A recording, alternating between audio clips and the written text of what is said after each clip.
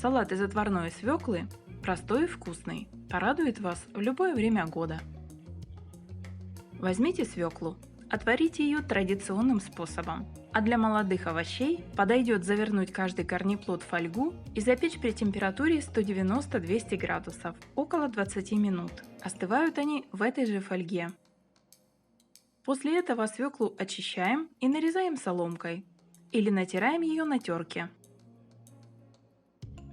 Отварную морковь также нарезаем соломкой.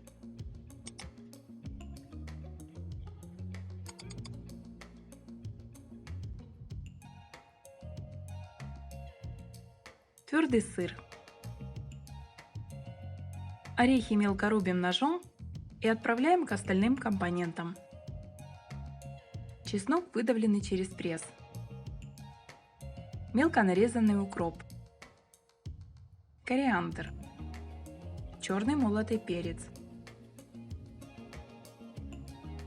Майонез. Аппетитный, питательный, на каждый день.